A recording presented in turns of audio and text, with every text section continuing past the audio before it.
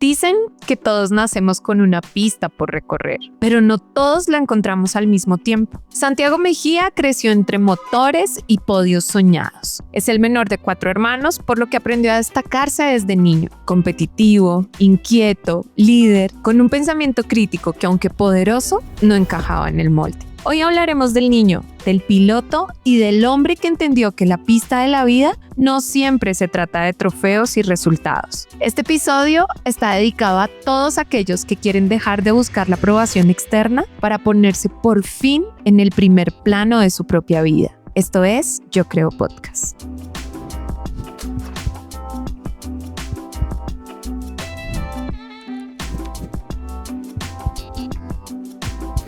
Santi, bienvenido a Yo Creo Podcast. Estamos felices de tenerte en casa. Bueno, Andy, nervios. ¿Sí? Sí. Nervios un poco con expectativa y pues también esperando cuáles son tus preguntas. Bueno, aquí no hay preguntas. Aquí vamos a contar tu historia. Pero para entrar en esa historia, quiero preguntarte.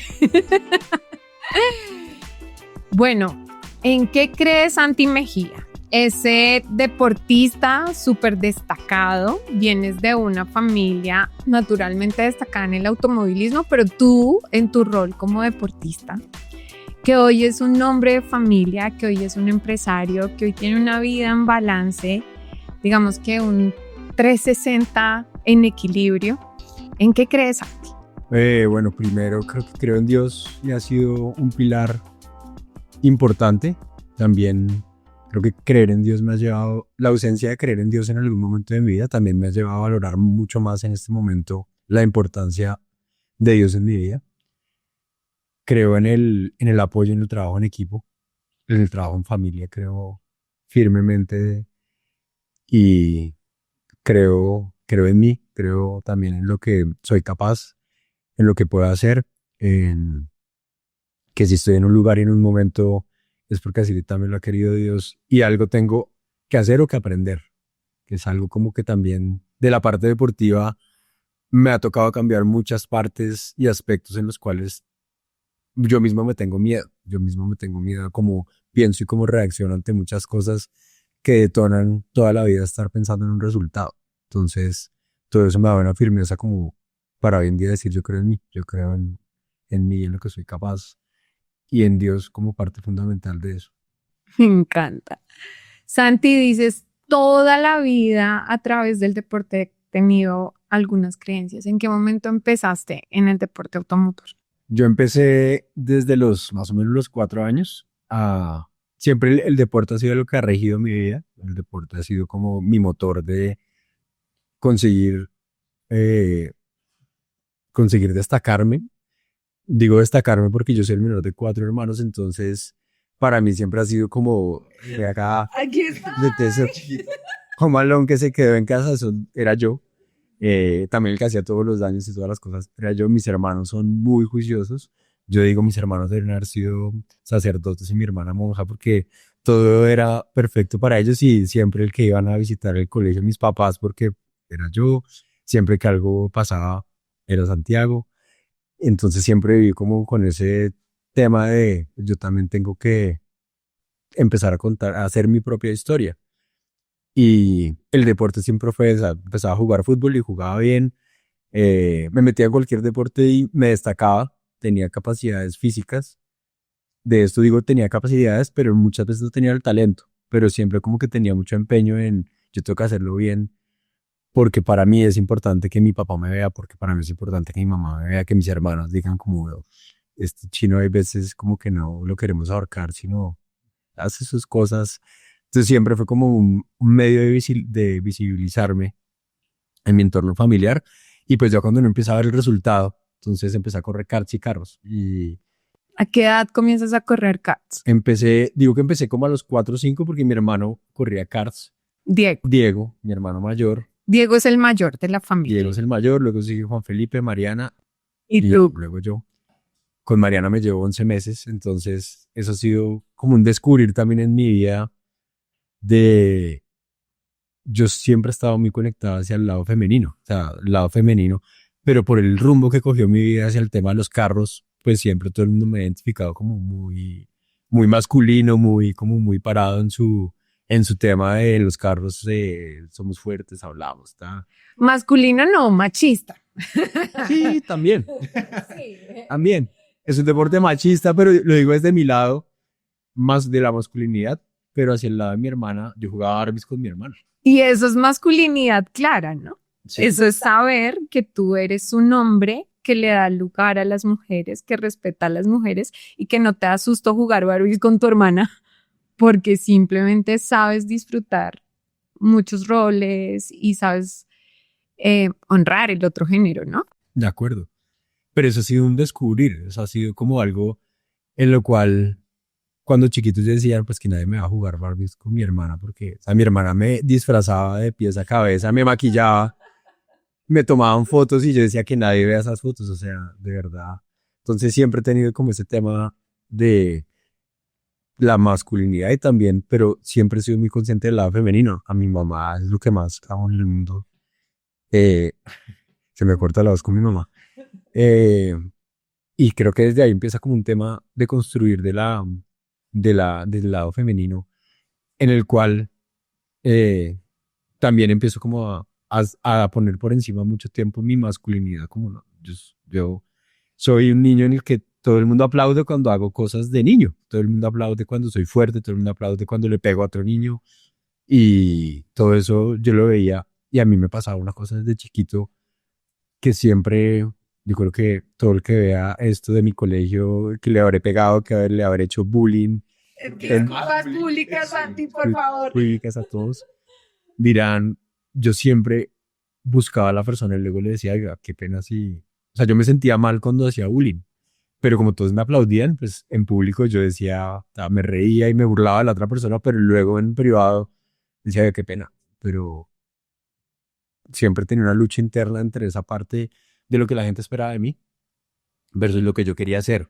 Wow. Y en esa esencia de lo que quería hacer, pues creo que uno hasta la adultez no se da cuenta de, pues a la larga yo qué es lo que quiero ser y con qué me chocaba en mi vida y qué no me ha gustado en mi vida versus lo que todo el mundo aplaude como campeón de carros, tiene empresa, es una persona exitosa, todo como, pues todo ese lado de la masculinidad siempre fue como, no, bravo, o sea, todo muy bien. Entonces para mi ego era, vamos por buen camino.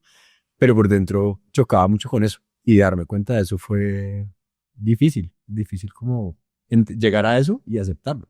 Además dices, bueno, soy el menor de 4 hermanos y tengo que decir, hola, aquí estoy, tengo que destacarme. Y empiezas a destacarte en un medio que tradicionalmente ha sido masculino y tradicionalmente ha sido machista. ¿Qué creencias fuiste adoptando en ese medio? ¿Qué te acuerdas que tú estuvieses chiquito, 5, 6 años y dijeras, wow, esto es ser hombre o esto es ser exitoso? Ya nos hablaste, hacías bullying, peleabas. ¿Algún otro pensamiento recurrente? Yo creo que en el deporte tiene mucha formación cuando uno lo practica en una forma, entre comillas, digo profesional, porque acá no hay automovilistas profesionales ni kartistas profesionales, hay gente que iba a eso. Yo que puedo ser de las personas que más cerca ha estado de eso, porque por mucho tiempo, por lo menos no me costaba correr. Entonces, encontré algo en lo cual me destacaba y encontré algo en lo cual la parte chévere del deporte, pues me daba formación, me daba disciplina. Y siempre yo fui muy disciplinado en el deporte, muy disciplinado en el colegio. Entonces tenía cuando mi papá me dice, si quiere correr karts, pues tiene que mostrar resultados en el colegio. Igual nunca pasó, nunca presionaste. Pero si corriste karts y ganaste. Porque ya por lo menos me dio mi papá una vez a la semana, mis papás una vez a la semana al colegio. Entonces ya la cosa como que empezaba a cambiar. Bueno, por lo menos ya no está tan casposo. Puede que no sea el más destacado, ahí pasa, pero va corriendo. Entonces mi permanencia en el deporte fue muy intermitente. Y ahí empezaba pues también como a entender muchas cosas que la gente, lo que me preguntas, como decía, eso, este chino es un berraco porque No ganó, pero se bajó y le peleó al otro y casi le da la jeta. Entonces, este chino es un berraco, este chino tiene carácter. Este chino se baja del kart y se pone a jugar y hace el más travieso de todos y todo el mundo decía, no, eso es Santiago y entonces chistoso y entonces a mí me invitaban y yo, como soy el menor de cuatro, pues mi relación siempre ha sido con personas mayores por lo general. Entonces yo era el juguete de los amigos de mi hermano. Entonces, Santiago, vaya y péguele con una cruceta, eso es un cuento real. Ponle una cruceta es en la rodilla. Coja la cruceta y péguele un crucetazo y va, y ahí me escondía y todo el mundo se reía y el otro como, oiga, chino, ¿qué le pasa? Eso es un cuento real que le pido disculpas a Disculpas públicas, Santiago, por favor. Pero pues era lo que la gente esperaba de mí y era lo que yo estaba dispuesto a hacer. Era la cultura también. Sí. Entonces en eso que dices, sí, hay muchas lado del deporte chévere, de la parte donde uno crece como persona, crea rutinas, entiende que hay un resultado, siempre que hay un proceso, que hay que trabajar, que hay que esforzarse, que hay que trabajar en equipo, que hay un mecánico, que hay un preparador, que uno es el piloto, que uno tiene que dar un feedback y para que las cosas pasen. Eso, digamos, en eso yo era muy destacado en esa parte. Pero la parte oscura del deporte, que es como hoy en día mi rayo con el deporte es, pues todo depende de un resultado. Y el resultado muchas veces es a cualquier costo. Entonces, que tú pasaste a alguien en una curva y lo sacaste de la pista, todo el mundo dice, uy, ¿qué pasa ahí? O sea, tremendo. ¿Qué pasaba? Y hay veces no es lo correcto. O sea, es como, hoy en día lo pienso como, a mí me raya mucho la cabeza hoy en día. Y cuando me dicen por qué no vuelta al autódromo, de hecho, pues tuve una conversación un poco como fuerte, diría, de una persona que falleció el año pasado, una persona medianamente cercana, pues muy del entorno del automovilismo, y me decía, ay, ¿usted por qué ahora es tan creído y ya no viene al autódromo? Y no, pues la verdad no, sí, no sé, no, ya no vengo, sí, no le di como una respuesta clara. Y me dijo, no, pues ya como ahora es de otro extracto social y ahora pues, y no, para nada, o sea, y me seguía con el tema y le dije, ¿sabe qué? Por eso mismo que usted me está preguntando es que yo no vuelvo, es que yo no vengo acá a mostrarle nada a nadie. Y me raya es gente como usted que me está cuestionando porque no vengo, si no quiero venir, no vengo. Claro. Y ya, pero entonces también viene esa parte de uno, si yo sé que esto detona unas cosas de mi personalidad, las cuales no me siento cómodo, pues tampoco tengo por qué estar en función de chévere que usted viene y chévere que usted arma el desorden y la gente espera eso de mí, pero yo ya no soy eso. Entonces, yo digo, ir al mismo lugar donde me detonan tantas cosas de mi personalidad que hoy en día no estoy dispuesto a revivir solo por reconocimiento, porque digan, ah, sí, ese es tal. Ya en un momento para mí fue muy importante. Pues, me regía por eso, me regía por todo el mundo veía el resultado, todo el mundo veía y salía en el periódico y salía en el noticiero. En el momento del automovilismo, como que Juan Pablo Montoya estaba llegando a Fórmula 1, entonces cualquier tema de carros dentro de Colombia era muy mediático. Y en ese momento yo estaba como en el auge de mi carrera, sobre todo en el automovilismo, entonces todo el mundo sabía quién era Santiago Mejía. Volvamos allá, Santi. Volvamos a ese lugar. Empiezas a correr. ¿Cuál fue el primer título que ganaste y que empezaste a creer? El primer título que gané, bueno, es chistoso porque la primera vez que me monté en un kart como en serio fue en la escuela de karts del que se llama Karting Colombia, creo que se llama y se sigue llamando. Y es una escuela, pues, como que nos abrió la puerta a muchos de montes en un kart y viva la experiencia. Pues mi hermano corría, entonces mi sueño era correr karts y pues con mi hermano siempre he tenido una relación de mucha admiración hacia él y creo que él ha tenido una relación de más o menos a este chino que enderezarle el camino. Quisiera ver la cara de Diego viendo este podcast. Entonces, cuando hago la escuela de karts, pues mi hermano siempre ha sido como mi guía en eso, como ojo con esto, tal. Mi hermano es muy correcto como en sus cosas y muy metódico sobre todo. Entonces me instruía mucho y pues yo en eso sí no era como en el colegio, sino o sea, lo que me dije, lo voy a hacer, lo voy a hacer. Esa curva está a fondo, lo voy a hacer, lo voy a hacer. Y llego a la escuela de karts y el primer resultado destacado que tengo es, pues me gané la escuela de karts y me gané la posibilidad de correr e hice mejor tiempo que inclusive los instructores que estaban entonces estoy viendo como, wow, Otro talento, nació otro Juan Pablo Montoya. este man no solo jode la vida, sino también maneja. Entonces, ahí yo, pues, mi ego tendría 7, 8 años, yo creo, como, wow. Corro la carrera y había un buen nivel en ese momento de kartismo. Quedó segundo con un kart de la escuela, ni siquiera un kart preparado, sino correr el kart de la escuela, quedó segundo y todo el mundo dijo, no, o sea, me acuerdo que cuando acabé la carrera, el papá de un amigo de Diego Rodríguez, Rubén Rodríguez, que ya falleció, Rubén le dice a mi papá, yo le presto un kart y ponga al chino a correr. Vieron el talento. Y mi papá yo creo que hizo, o sea, este chino se tira al año, no hace caso, no se porta bien en la casa y empieza como un tema. Pero pues mi papá me dio la oportunidad en ese momento y dijo, bueno, vamos a correr. Y la primera carrera que corrí la corrí con un kart de Diego Rodríguez. Y ahí empezó como mi historia y empezaron resultados, que campeón nacional de karts como al año siguiente que campeón nacional de karts. Luego me perdí cuarto. Cuarto de primaria. Yo perdí transición, cuarto y sexto. Entonces, ok, me acabas de responder mi siguiente pregunta. Perdí transición, ni siquiera por un tema de resultados, sino yo era el menor, pero también era mimado, o sea, también era un niño que a la larga mis hermanos estaban muy encima, yo digo, de mi crianza, no tengo recuerdos claros, pero digo, muchas de las cosas que digo, pues mis hermanos estaban muy encima de las cosas mías. No, ni para bien ni para mal, sino pues lo que ellos podían hacer a esa edad. Entonces, digamos, yo sacaba los cuadernos de la maleta, estaba en transición y metía una almohada porque yo decía, yo termino las cosas, pongo mi almohada y me acuesto a dormir. Entonces las profesoras dijeron al final de año, pues todavía está muy chiquito. Me acuerdo una vez estaba en la oficina de mi mamá, que tenía una oficina de confección y me puse como a revolcar cosas y encontré mis notas de transición y yo miré y pasé todo.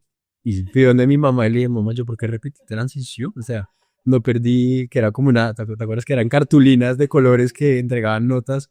Y yo revisé todo y dije, no, o sea, mi mamá me contó eso, me contó como que pues era muy inmaduro para pasar a primero. Entonces ahí ya empezó un tema que también es algo donde pues cuando uno pierde año, cada vez es el más grande de los chiquitos. Entonces yo tengo un año más que el resto, luego perdí dos años más que el resto, luego perdí tres años más que el resto. Entonces ahí también hay un tema de pues, soy el grande y yo soy el que manda, yo soy el que haga lo que digo, les doy la jeta. Entonces seguimos alimentando ese estereotipo, ¿no? El estereotipo del talentoso, pero casi que un estereotipo de Hollywood, ¿no? Sí, sí, sí. El típico talentoso que las resuelve todas, que da el resultado porque es indisciplinado, pero que se destaca emocionalmente, Sí. no por lo chévere. Bueno, ¿y qué pasa? Estabas en cuarto, te habías tirado a cuarto. Me tiro cuarto y vuelvo a... Mi papá me dicen cero karts, cero nada. El castigo eran los karts. Castigo eran los karts. Pero, paradójicamente, a mí me gustaba más jugar fútbol.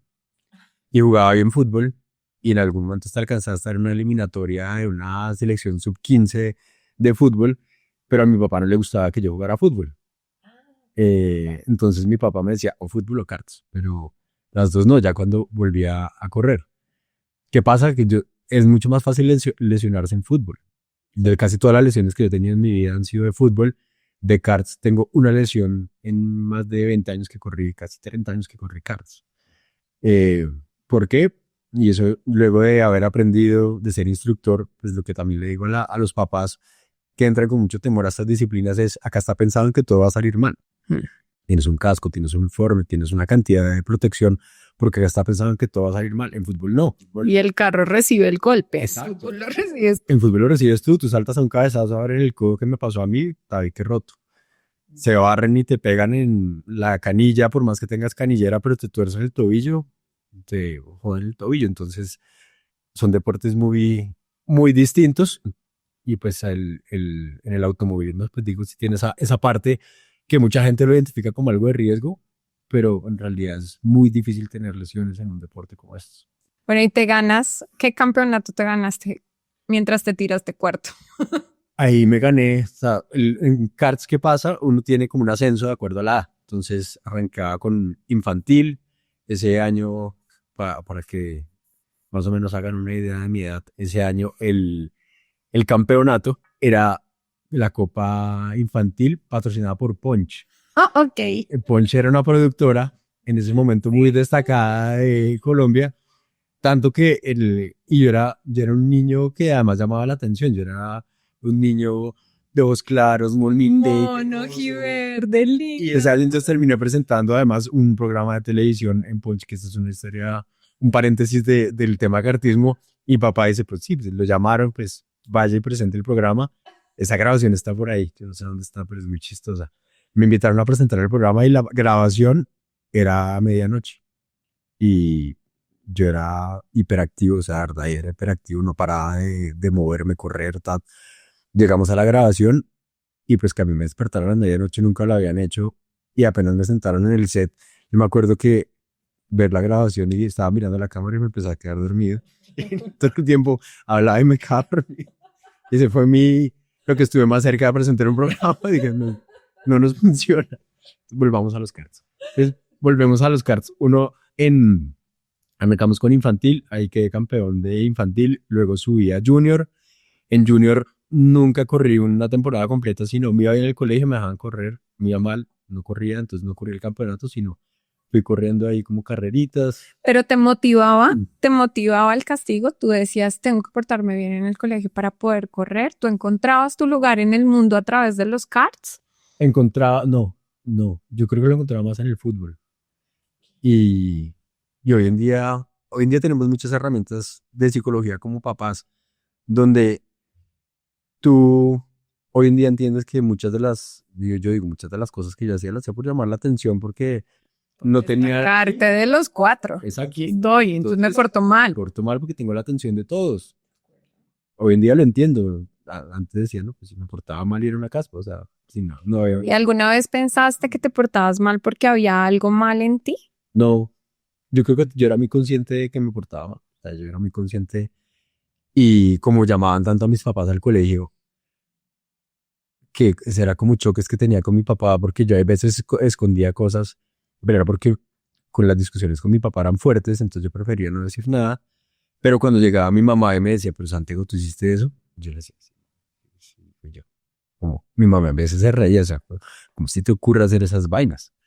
Y sí, no sé. Entonces, y de verdad, yo digo, se me ocurrieron unas cosas que yo digo, o sea, ¿por qué pensaba en eso? Pero pues claramente pensaba porque tenía la atención de la gente. Sabía que si hacía eso ibas a tener la atención de la gente. ¿Pero recuerdas algún pensamiento recurrente de niño que tú digas, yo siempre pensaba que tenía que o creía que? No, yo creo que tenía claro que lo que la gente identificaba como portarme mal, igual me lo aplaudían. Entonces, Wow.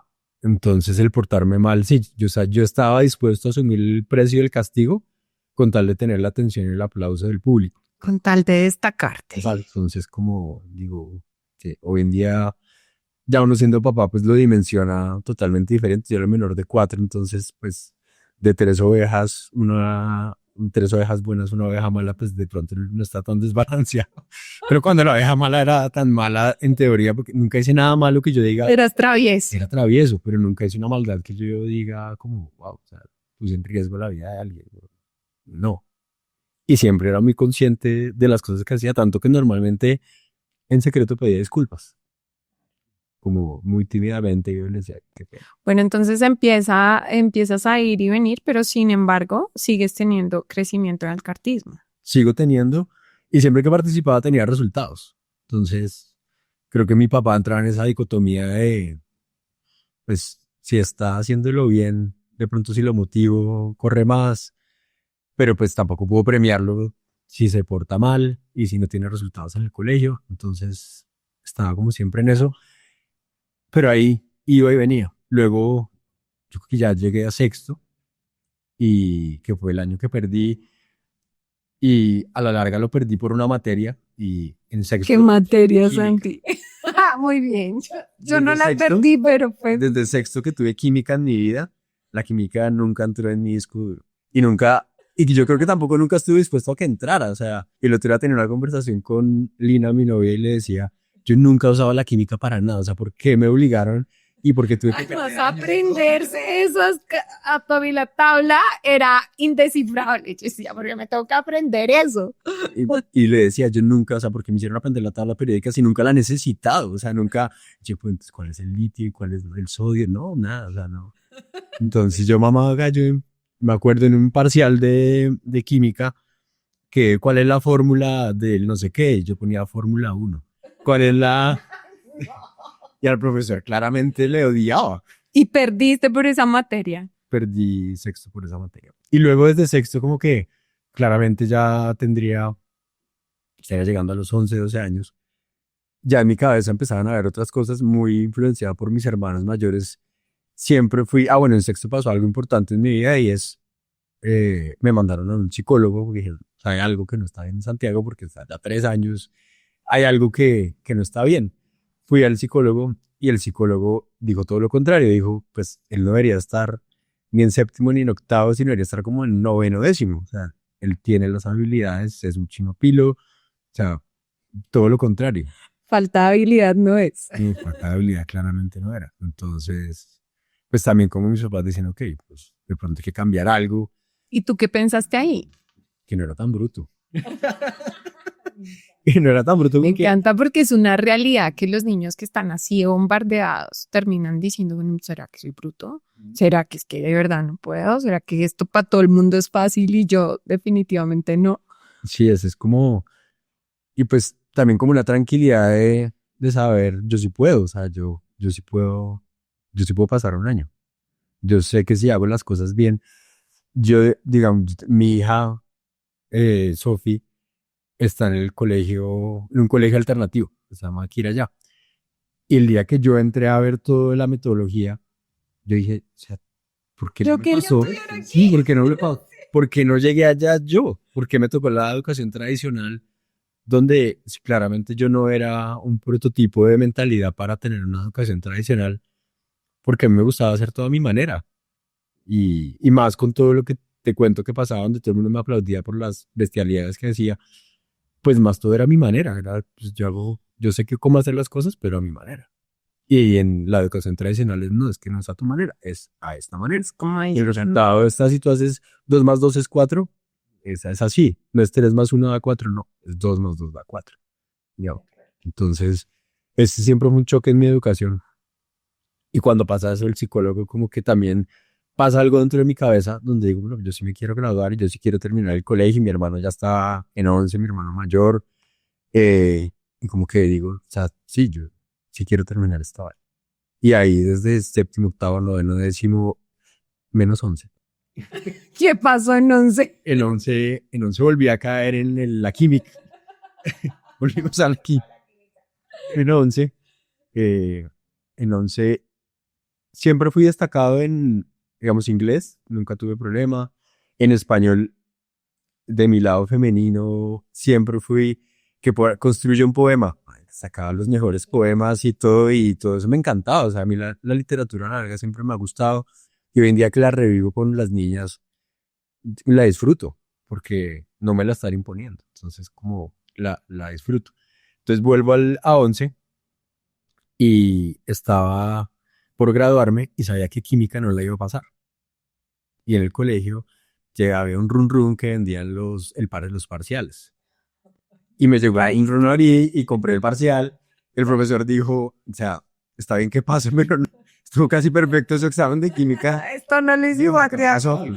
Me llaman a rectoría, me sienta el profesor y la pregunta que me hacen es, ¿si quiere graduar? Yo, pues claro que me quiero graduar. Si se quiere graduar, pues sabemos que usted compró el parcial y nos tiene que decir quiénes más lo compraron. Y ahí es donde yo digo, yo pensé de forma muy madura en ese momento.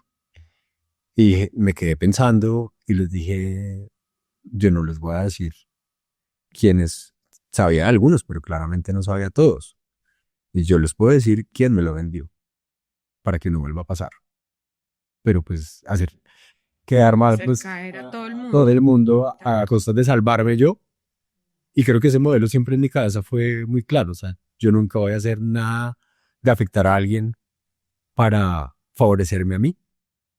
siempre fue muy claro y por más que volviendo al deporte me lo ponía muchas veces en juego de yo puedo hacer esto para ganar, puedo hacer trampa, puedo hacer, siempre en mi cabeza estaba como ese pensamiento de por ahí no es, por ahí no es, por ahí no es. Y en ese día digo, tuve la madurez de decir, pues, si quieren les digo quién me lo vendió y solucionan el problema para que no pase el otro año. Igual me tocó repetir química, volver a hacer el examen. No mentiras, creo que sí me condonaron el parcial de química, pero me hicieron repetir otras materias como física, que me gustaba de verdad física. Y me dijeron, tiene que repetir porque había sacado casi el parcial perfecto de física. Y lo repetí. Me lo puso mucho más difícil el profesor. Igual lo saqué casi perfecto. Y dijeron, no, man, como que sí tiene algo en la cabeza. No compró el parcial de física. Pero me gradué por ventanilla. Ese fue el castigo, que no te graduaste en la ceremonia. Sí, no me gradué en serio. Caramba, bueno, y avanza la vida, estudias marketing, Estudié publicidad en la Tadeo. estudiaste publicidad y sigues por el mismo camino. Si puedo dar resultados, seguiste en el deporte. Si en la universidad pasa algo, como que también la universidad fue un momento, el pre de la universidad fue un momento como difícil de mi madurez, diría yo, porque todos mis amigos estaban estudiando cosas diferentes. Entonces, a mí en ese momento me gustaban, me presenté en Derecho, me presenté en la Javeriana en Psicología, me presenté en el Politécnico en Marketing y me presenté en los Andes en Diseño Industrial. Y yo quería estudiar Diseño Industrial.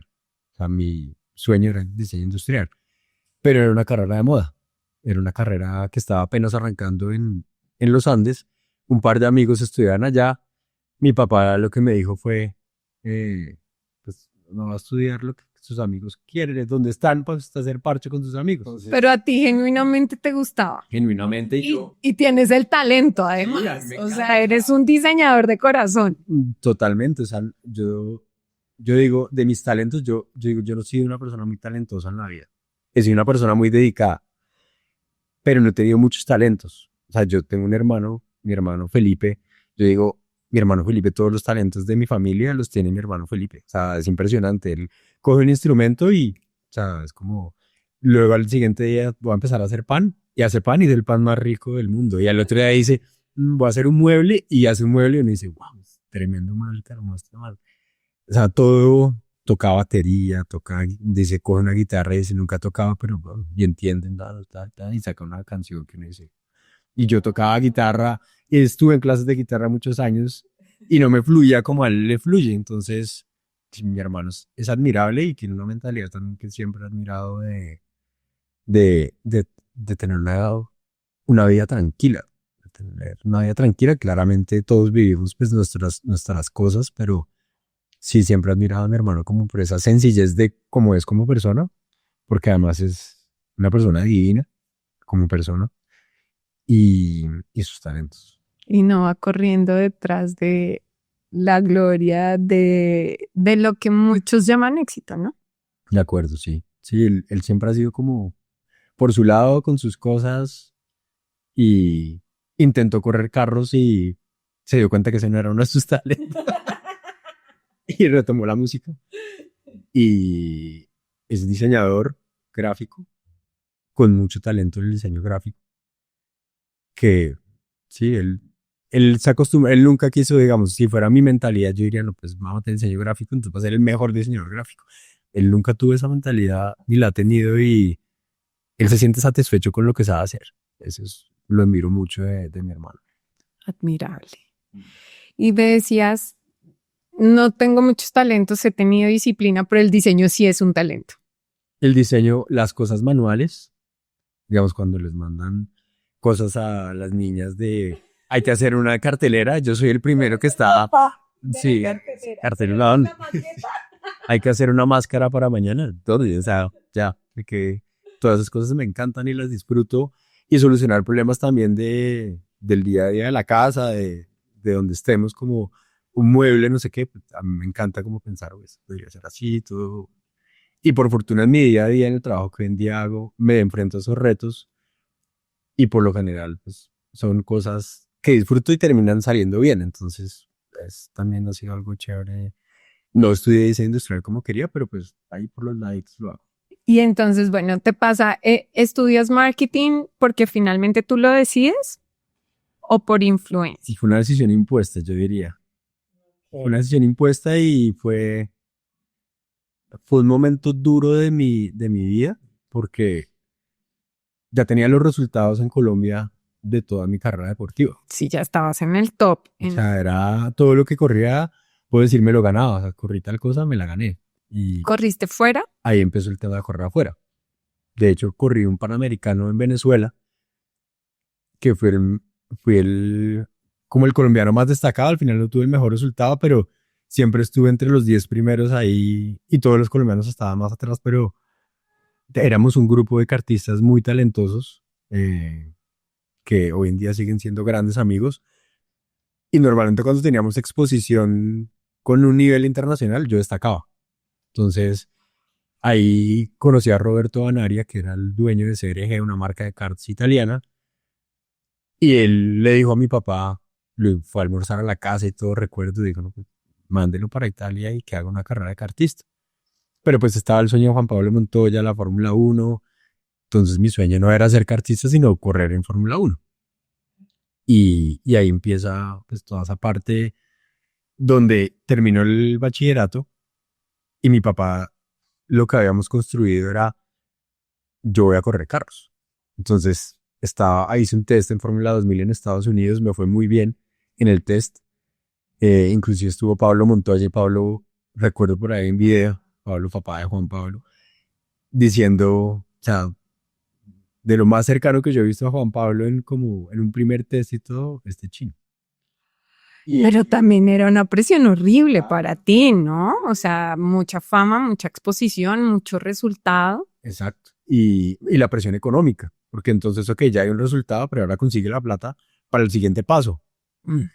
Y donde mi papá en un momento, me acuerdo, me dijo, pues, si lo va a hacer, hagámoslo. Yo decía, no, o sea, de ahí me había ganado la Copa Twingo, Copa Alto, no me acuerdo qué copa me había ganado, y tenía una plata mía ahorrada. Y creo que fue una conversación con mi mamá que yo le dije, mamá, o sea, yo no veo que vayamos a conseguir la plata. Colombia estaba en crisis, veníamos de una mala presidencia, y en ese momento estábamos en la crisis económica en Colombia. Era muy difícil que la empresa privada apoyara. Y yo era consciente de eso. Y yo le dije a mi mamá, pues paguemos la matrícula. Entro a la Tadeo y pagamos la matrícula y ya me focalizo en la universidad. Y ahí dejé de lado los carros por 1 o 2 años. Eso fue antes de la Copa Alta. ¿No? ¿Y qué te dijo tu mamá ese día? Mi mamá siempre ha sido muy linda. Mi mamá siempre me ha entendido, me ha apoyado. A las cosas más duras siempre me ha oído y siempre, creo que ella siempre ha creído en mí, en mis decisiones. Nunca con mi mamá he chocado muy poco en la vida. Es una mamá que claramente, si hay un pan y Santiago tiene hambre o cualquiera de sus hijos, ya decirle para ustedes, no. Entonces siempre ha estado muy en función de apoyarnos y de creer en nosotros como hijos y de tener autonomía. Por el otro lado, con mi papá siempre mis peleas han sido, y creo que pues también de eso se deriva mucho de mi infancia, porque chocaba con mi papá, porque yo quería hacer lo contrario que mi papá me dijera. Y mis hermanos eran muy juiciosos, entonces de ahí venía mucho choque que yo tenía, no, es que yo no quiero hacer lo que me digan, yo quiero hacer lo que yo quiero. Y en ese momento llego a la universidad y digo, listo, ya, entonces este plan, y mi papá me dice, ¿estás seguro de ya descartado? Porque yo hasta acá, chao, no lo apoyo más. Yo sí, estoy seguro. Y entro a la universidad y entro primero al poli y no me adapto en el poli, la verdad, no me fue mal en la universidad, que fue como también una cosa chévere. Entré a la universidad y ya no perdía más. Mataste el fantasma del colegio. Exacto. Pero dije, tampoco lo disfruto. O sea, y de una dije, no, sí es lo que me parece chévere, pero no es la universidad. Entonces me meto a la Tadeo. Además, mi hermano Felipe, siempre he sido muy admirador de mis hermanos, de Diego, de Pipi y de Mariana. Siempre he sido muy admirador de lo que hacen. Entonces, como que uno de menor siempre sigue. O sea, le dicen por acá y uno dice, ok, pues, si me dicen mis hermanos y si me dicen mi papá, no. Ese era el choque. Entonces, empiezo a estudiar en la Tadeo, me va muy bien, me gradúo en 7 semestres, o sea, todo empieza a marchar muy bien. Me acuerdo que el día que le cuento a mi papá en ese momento estaba detrás de Juan Pablo Montoya transmitiendo, él transmitía las carreras de Juan Pablo Montoya, y llamo a mi papá y le digo, me voy a graduar. Ni siquiera creo que le dije me voy a graduar, sino algo en la universidad a tal fecha. Y mi papá me preguntó como, ¿qué es?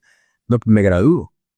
No, pues se gradúa, pero pues, si no se gradúan en 10 semestres, yo adelanté materias, o sea, mi papá me pagaba intersemestral y él pensaba que yo estaba reponiendo materias perdidas, pues lo acostumbré a eso. O sea, y cuando llego y le digo, me voy a graduar en 7 semestres, como que no la creía. O sea, yo me acuerdo que en alguna conversación que tuvimos en algún momento me decía, cuando yo fui a la graduación, yo de verdad pensé que no se iba a graduar, sino que era otra cosa.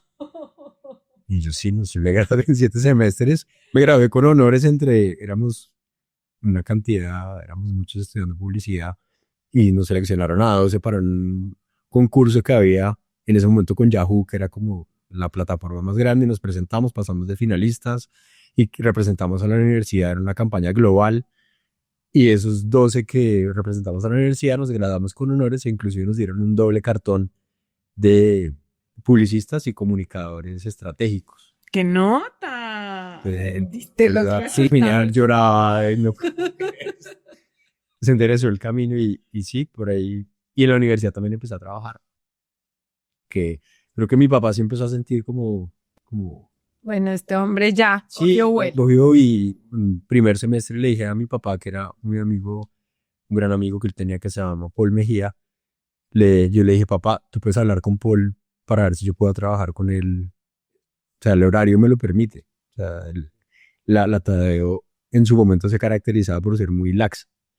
Los horarios eran suaves, yo tenía unos huecos como yo dije, no, voy a dejar de tener huecos, voy a condensar materias en que la mañana salgo de la universidad y la tarde me voy a una agencia de publicidad y empecé a trabajar. Me fue bien ahí. También fue chistoso trabajar porque entré a una de las agencias más reconocidas de Colombia y estaba Paul saliendo y estaba entrando alguien que hoy en día pues, es una persona cercana, la cual admiro mucho, que se llama Álvaro Fuentes. Y Álvaro me dice Chino Mejía, además como Álvaro Correa Carlos. Entonces... Tenía el apellido aquí. Y tenía, para él seguramente había una admiración mutua porque este Chino Correa Carlos es un berraco. Y venga, trabaja acá, o sea, ¿qué quiere hacer? Yo le dije, no, lo que me ponga a hacer. Me dijo, cójale la pata al pote, que le decían en ese momento, que hoy en día es un gran amigo. Por otras cosas de la vida, que se llama Andrés Jiménez, que hoy en día está liderando su empresa. Y él me dijo, haga esto, siéntese con tal, tal, tal. Y eso fue lo que hice. Y duré 6 meses en una agencia haciendo lo que todo el mundo, pues yo no hacía nada, en realidad hacía lo que me decía, haga esto, vaya tal. Y un día le dije a Álvaro, ¿por qué no me deja hacer un estudio ustedes invierten mucha plata en festivales para los premios que para las agencias es importante el reconocimiento? Déjame hacer un estudio de cuáles festivales como agencia nos conviene y nos metemos en qué festivales porque vemos que invertimos X plata, pero ahí sacamos premios. Muchas veces invertimos una cantidad de plata, pero no nos ganamos nada. Hágale, chico. Bien, él está mi estudio, entonces perseguía a todo el mundo, oiga, yo necesito ver el archivo, necesito ver todo. O sea, era como un consentido de todo el mundo me decía, este es el consentido Alvarito ahí que está haciendo prácticas, hágale caso. Terminé mi práctica sin pena ni gloria y salí, seguí trabajando luego en otra agencia y como al año o más, yo no sé, como 2 años, me acuerdo, iba para el autódromo y una llamada de Álvaro Fuentes. Yo, ¿cómo se llama? ¿Qué Alvarito? Es muy raro que me llamaran. Me dice, ¿se acuerda que usted hizo un estudio de eso? Me lo están pidiendo en este momento de la casa matriz. Usted me lo mandó eso. Sí, claro, se lo mandé al correo. Usted me lo mandó, o sea, no lo había visto. Nunca lo había visto. Y al chino, usted es un berraco, no sé qué. Se lo mandé y dije, uy, mi trabajo sí funcionó. Mi trabajo prácticamente. Pero ahí empecé a desarrollar mucho gusto por la publicidad. También he sido una persona creativa y recursiva porque creo que algo que digo, valoro un poco de haber sido una persona traviesa, es que igual siempre tenía que pensar, rompí un vidrio, ahora, ¿qué va a hacer? O sea, ¿Cómo voy a resolver los problemas en los mi que me mentalidad- meto? Mi mentalidad era soluciones todo el tiempo. Claro. Hice esta vaina, ahora cómo lo soluciono. O sea, todo el tiempo. Entonces en la publicidad sí que empecé a ver eso, se empecé a ver muchas problemáticas en las cuales se necesitaban soluciones y mi creatividad, si he sido una persona, un talento que tengo es la creatividad. Y pues lo empecé a ver como a fomentar y a darme cuenta que ese era un talento que en la publicidad lo voy a explotar. Y arranco por ahí y empiezo ya a trabajar y los carros empiezan a volver un hobby. Pero los carros, pues uno me daban reconocimiento, Te abrían puertas Me abrían. también en el trabajo, el relacionamiento. el relacionamiento y pues era un referente y ahora tenía un conocimiento en el cual integraba mi conocimiento con mi experiencia. La gente decía, chino es pilo, chino lo hace bien. Entonces ya como que mi vida empezaba a nivelarse y, y después ya de todo eso pues empiezo a tomar un rumbo hacia lo que de verdad empieza a volver por lo menos una razón, no una pasión, pero sí una razón de yo quiero mi vida más para allá, pero igual no quiero dejar los carros porque los carros es lo que mantiene mi ego. Soy quién soy yo, entonces cuando todo el mundo dice ahí llegó Santiago Mejía, pues, Claro, tu imagen, la imagen que habías construido a través de todas estas creencias que venían de la necesidad de destacarte, la necesidad de encontrar un lugar, la fama. ¿Y qué haces con eso, Santi? con eso pues creo que empecé a construir una carrera en el mundo automotor hacia el marketing, desde una primero desde agencia, luego desde empresa, trabajé con Autogermana, también tuve la fortuna de siempre trabajar en muy buenos lugares y con muy buena gente, no solo en mi entorno, sino como los dueños de las empresas, o sea, muy afortunado en eso me digo y le doy gracias a Dios porque siempre he estado bien rodeado, o sea, no tengo una mala experiencia corporativa, no tengo como, uy, yo que fui a trabajar allá, de verdad. Todos los lugares en donde trabajaste te apuntaron Siempre y me creciste. y me acogieron muy bien, siempre fueron y valoraban lo que yo era, mis ideas y empecé a escalar y pues desde, o sea, el primer cargo que tuve relevante como a los 26, 27 años era el director de marketing de una multinacional y en ese momento que alguien tan chiquito fuera, era como... Chiquito. Bueno, el chiquito siempre estuvo destacando Sí. y ahora se destacaba por lo Exacto. chévere, ¿no? Ahora eran los resultados realmente esperados. Y remunerados. Ya, entonces ya todo empezaba a cambiar y empezaba como a tomar un rumbo en el cual pues, yo me sentía bien. De pronto no, en muchos aspectos, pues ¿qué pasaba? Yo era una persona hiperactiva de chiquito y entonces ¿qué pasa? Cogí el trabajo como, era workaholic. O sea, mi pasión, yo decía, cuando trabajaba, que trabajé en una empresa, en Autogermana puntualmente decía, Autogermana no es un trabajo sino un estilo de vida. Y todo mi entorno lo entendía y yo me llevaba a todo el mundo, o sea, todos los que trabajaban conmigo sabían que trabajábamos viernes, sábado, domingo y si a las 11 de la noche había una llamada, una reunión, eso es posible. Ay, no, no. O sea, tú eras el jefe que hoy nadie quiere tener. Y siempre, pero siempre fui un mal jefe. Yo digo, yo nunca he sido un buen jefe, yo soy un buen líder, pero no un buen jefe. Yo he sido malo para imponer las cosas e inclusive he sido malo para poner límites en mi vida, para manejar muchas cosas de mi vida personal, como eso, o sea, si un jefe me llamaba a las 12 de la noche a vaciarme pues no va a contestar, o sea, es mi vida personal, yo le contestaba y, ok, sí, listo, mañana estoy allá, 4 de la mañana, estoy allá. O sea, nunca fui bueno para poner límites y siempre pues fui yo sabía, ahí sí como dicen, yo sabía hacer caso, o sea, a la larga lo que me enseñaron es, si no quiere tener problemas, haga caso. Entonces, pues yo qué hacía, hacer caso. Entonces, muchas veces de las cosas que yo veía como, o sea, no me parece tan chévere en mi trabajo, pues nunca puse límites, nunca, sino pues todo iba llegando ya en mi vida laboral. O sea, tenía como una doble vida, mi vida laboral y mi vida deportiva. Mi vida deportiva era divina, espectacular, donde corría ganaba, siempre me fue bien, la verdad, y siempre estuve rodeado de muy buena gente también en el ámbito deportivo. Y cada vez digo, crecí ahí, estaba rodeado de mejor gente, luego me acogió la familia del Arcón de Autostock y pues, me gané todo lo que había acá en Colombia, 10 veces campeón nacional, 7 veces campeón de las 6 horas, luego dije voy a volver a los karts porque a mí me apasionaba, después como que dije, sí, me apasionan los karts y le encontré el gusto, a todo lo que hacía, el detalle, a todo, con un gran amigo que hoy en día no está, con Joaquín Caicedo, un amigo del alma.